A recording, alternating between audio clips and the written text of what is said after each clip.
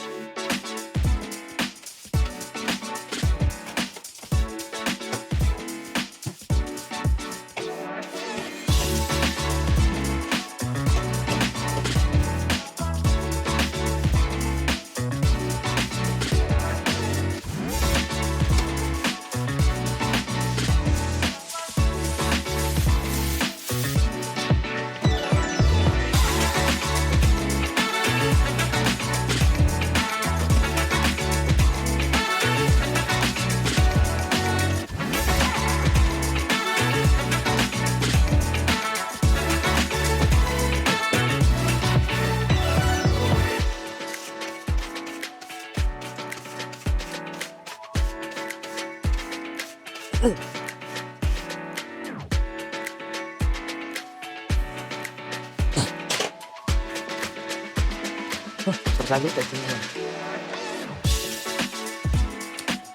Done. So, yun. Pwede ko na nilist.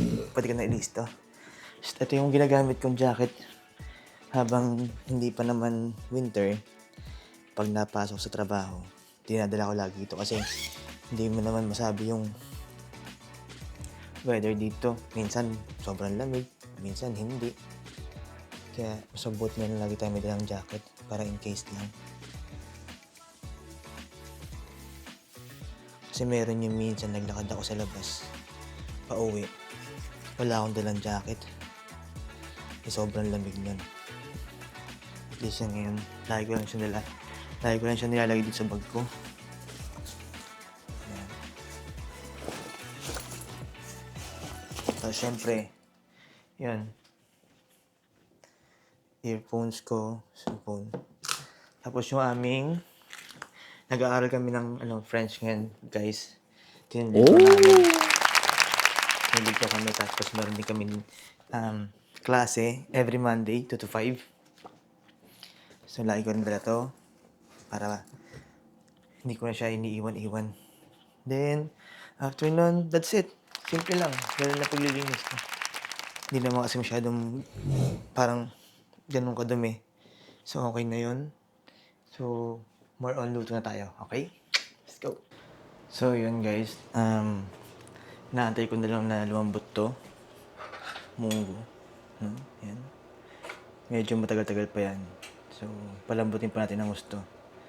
Para mas masarap. Ayan. So, yun. Habang nag-aantay tayo ng maluto yung ating munggo, syempre, manonood na muna tayo sa cellphone kasi inaantay ibang gagawin ng wife. Pero mamaya, magkaklase ako ng French. So, yeah. Yun lang naman ang gagawin ko. Tapos, nanonood lang din ako ng balita dito sa YouTube. Titignan ko paano magluto ng munggo. Kasi nakalimutan ko na.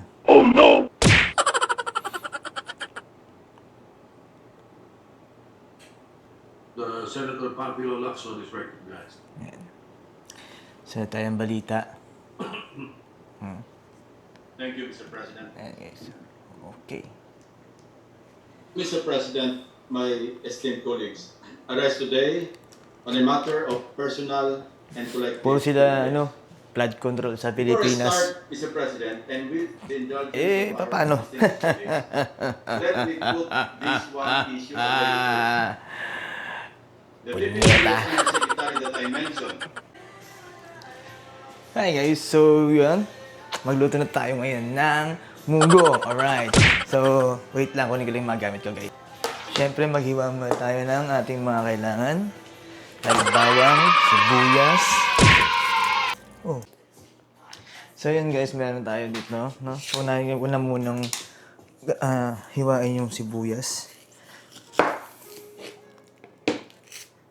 Tuwing day off ko, ganito lang ginagawa ko para nag-prepare lang ako ng pagkain ko para kasi, di ba pumapasok nga tayo sa trabaho.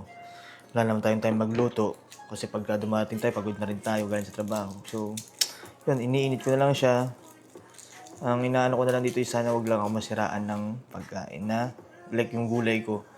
Kaya, kasi syempre, hindi naman ako madalas nakakabili ng ganyan dahil una-una, dito sa lugar ko, sa Buenua, wala namang mga bentang ganito. Kumbaga, kadalasan puro pang salad lang, like mga lettuce, ganun lang. Ito, sinadya pa namin to sa sa Montreal. Kumbaga dun sa Asian store. So, yun. So, inaano ko lang na wag lang sana masira ng gulay.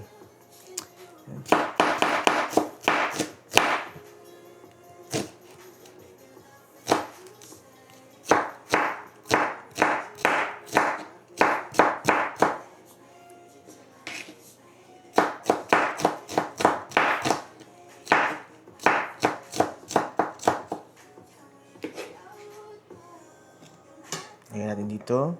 Yan. So, meron tayong sibuyas. Next naman natin bawang. Okay. Yan, tabi muna natin dyan. Ngayon lang ako makapag-ulam ng munggo. Kasi nga, ngayon lang din naman ako nakabili ito sa Asian store. Maganda rin sana kung merong malapit na Asian store dito sa amin para kahit paano, like, yung mga ganitong simpleng gulay lang, hindi mo na kailangan itambak. Kung baga pagka kailangan mo siya, pwede ka na lang bumili na lang sa araw na gusto mo. Kaya, yan.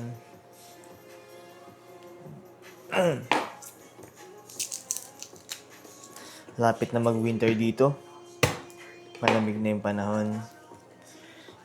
Siya, hindi ko naintindihan. Sabi nila, siguro sa mga first timer na katulad ko, na makaka-experience ng snow, siguro masaya sa mga ilang araw. Or, ewan ko. Kasi sabi nila, ang pag-winter daw malungkot. Hindi ko din alam kung bakit. Siguro dahil sa mga taong mahilig lumabas. Kasi syempre, malilimitahan yung mga paglabas nila. Pero kasi sa akin, dito lang naman ako sa bahay madalas, papahinga. Kasi mas gugustuhin ko na lang na mag-stay dito sa bahay kaysa mamasyal. Tsaka isa pa, wala naman talaga akong pupuntahan din dito. Hindi naman din ganun kadali yung transportation, di ba? So, wala kang choice kasi mag-stay ka dito sa bahay. Unless may kailangan ka talagang bilhin na importante na wala dito sa lugar ko. So, yun. Pero minsan naman, pupunta naman dito yung katulad niyan, si Dave. Minsan naman, sinusundo naman ako dito. So, pupunta kami din sa lugar nila.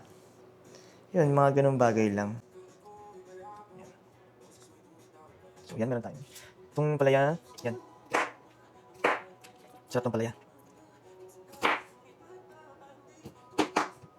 So, yun guys, no? Natanggal ko na yung mga buto ng palaya. Siyempre, iwain natin to. Medyo kakapalan ko na lang kasi ako lang naman nakakain nito. Ayan. Kasi ito sa munggo. Lalo sana, pata pala sana ginamit ko. Pero okay na to. Yung buto-buto na lang para mas malasa. Tapos yung pata, Susunod ko na lang lutuin yun.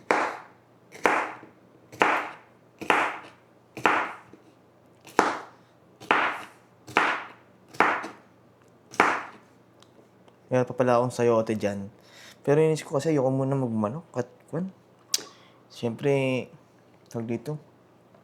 Parang dati nung hindi pa ako nakakabili ng mga katulad nito mga to, panay ako manok, kung hindi adobong manok, inasimang manok, pinawalang manok, na mga walang sahog.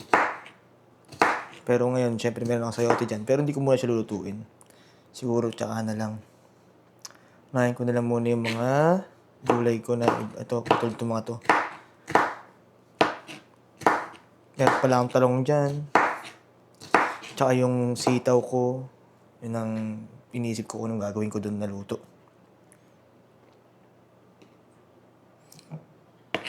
Sarap din sa ito, may dahon ng ampalaya.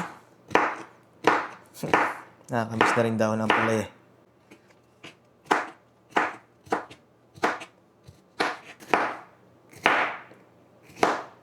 Hindi kayo pumakit ng sobra yung yung munggo. Dami ampalaya. Pero okay lang. Hindi naman ganun kapait ito eh. Kasi sinawag ko na rin ito sa paksiw na, niluto ko yung paksiw. Nilagyan ko ng palaya tsaka talong yun. Sarap naman. Tututo na ako kumain ng gulay dito guys. Kasi pangit naman kung puro tayo karne. Diba? So kahit paano dapat may mga sustansya tayo sa katawan like gulay. Oh! Yung kamatis dito, solid. Yan, laki ng kamatis. Diba? So lagay ko na ito sa may mangkok. Yan, para pag nagluluto kasi ako, gusto ko nakaayos na lang yung mga, di ba yung maraming hugasin? At least maayos naman yung mga ingredients mo. Yan.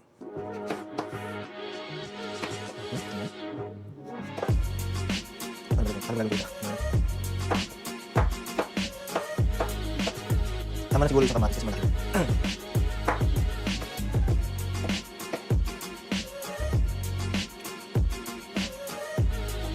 Iwasan ko man yung bills niya masyado. Kasi kailangan ko. Lamig. Lamig guys. Lamig.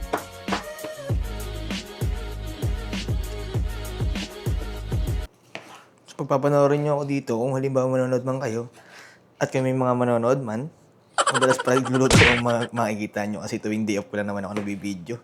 Kasi yun talaga ang pinaka-time ko. Kasi nga sabi ko nga, busy rin. Kasi una-una, bukod sa trabaho, may klase. At kailangan ko rin mag-review. Kailangan ko rin mag-aral pagdating ko ng bahay.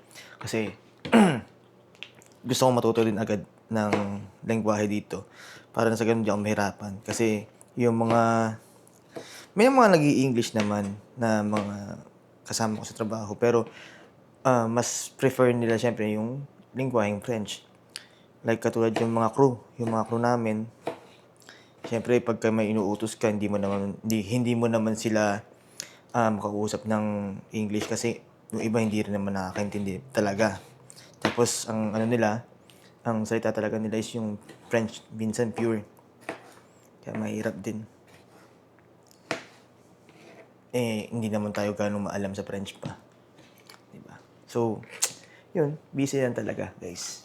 Laban lang, kayang-kaya yan. Tayo papatalo. Siyempre, Pilipino tayo. Yan. Kaya yan. So, yun guys, no? Mag-gisa na tayo. Gugutom na rin ako. Pero, syempre, kailangan muna din na maluto ito. Para mamaya, mag-aaral na lang ako. Saglit lang naman ito. So, yun, what's up guys? Natapos tayo magluto, okay? Nakaluto na tayo ng nakaluto tayo ng munggo na pangmatagalan na. Ayan. Di ba pangmatagalan? Siguro mga pangilang araw lang natin yan na iinit-init. Kasi nga, syempre, tayo naman ay pumapasok sa trabaho. So, yun lang guys, no? So, wala na naman tayo gagawin. And then, after nito, konting pahinga lang. Then, yun, aral tayo ng French. So, yun. Later guys. Bye-bye.